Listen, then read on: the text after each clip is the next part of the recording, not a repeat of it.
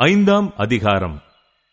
அன்றியும் உள்ளும் புறம்பும் எழுதப்பட்டு 7 முத்திரைகளால் முத்திரிக்கப்பட்டிருந்த ஒரு புஸ்தகத்தை சிங்காசனத்தின் மேல் வீற்றிருக்கிறவருடைய வலது கரத்திலே கண்டேன். புஸ்தகத்தை திறக்கவும் அதன் முத்திரைகளை உடைக்கவும் பாத்திரவான் யார் என்று மிகுந்த சத்தமிட்டு கூறுகிற பலமுள்ள ஒரு தூதனையும் கண்டேன். வானத்திலாவது பூமியிலாவது பூமியின் கீழாவது ஒருவனும் அந்த புஸ்தகத்தை திறக்கவும் அதை பார்க்கவும் கூடாதிருந்தது. ஒருவனும் அந்த புஸ்தகத்தை திறந்து வாசிக்கவும் அதை பார்க்கவும் பாத்திரவானாக காணப்படாததினால் நான் மிகவும் அழுதேன். அப்பொழுது மூப்பர்களில் ஒருவன் என்னை நோக்கி, நீ அழ வேண்டாம். இதோ, யூதா கோத்திரத்து சிங்கமும் தாவீதின் வேறுமானவர் புஸ்தகத்தை திறக்கவும் அதன் 7 முத்திரைகளையும் உடைக்கவும் ஜெயங்கொண்டிருக்கிறார் என்றான்.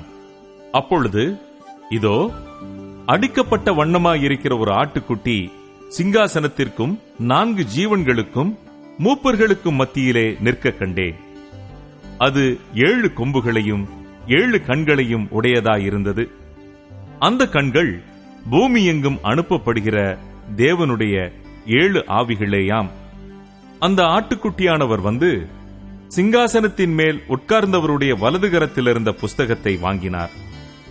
அந்த புஸ்தகத்தை அவர் வாங்கின போது அந்த 4 ஜீவன்களும் 24 மூப்பர்களும் தங்கள் தங்கள் சுரமண்டலங்களையும் பரிசுத்தவான்களுடைய ஜபங்களாகிய தூப வர்க்கத்தால் நிறைந்த பொற்கலசங்களையும் பிடித்துக் கொண்டு ஆட்டுக்குட்டியானவருக்கு முன்பாக வணக்கமாய் விழுந்து, தேவரீர் புஸ்தகத்தை வாங்கவும் அதன் முத்திரைகளை உடைக்கவும் பாத்திரராயிருக்கிறீர்.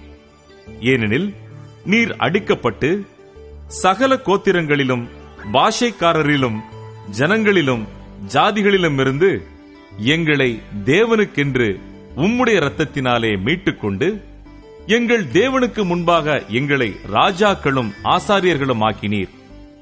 நாங்கள் பூமியிலே அரசாளுவோம் என்று புதிய பாட்டை பாடினார்கள். பின்னும் நான் பார்த்தபோது சிங்காசனத்தையும் ஜீவன்களையும் மூப்பர்களையும் சூழ்ந்திருந்த அநேக தூதர்களுடைய சத்தத்தை கேட்டேன். அவர்களுடைய இலக்கம் 10,000 10,000 இருந்தது.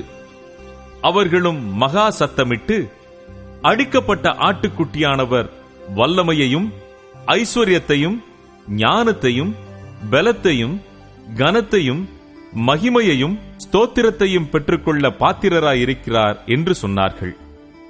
அப்பொழுது வானத்திலும் பூமியிலும் பூமியின் கீழும் இருக்கிற சிருஷ்டிகள் யாவும், சமுத்திரத்தில் உள்ளவைகளும் அவற்றுள் அடங்கிய வஸ்துக்கள் யாவும் சிங்காசனத்தின் மேல் வீற்றிருக்கிறவருக்கும் ஆட்டுக்குட்டியானவருக்கும் ஸ்தோத்திரமும் கனமும் மகிமையும் வல்லமையும் சதா காலங்களிலும் உண்டாவதாக என்று சொல்ல கேட்டேன்.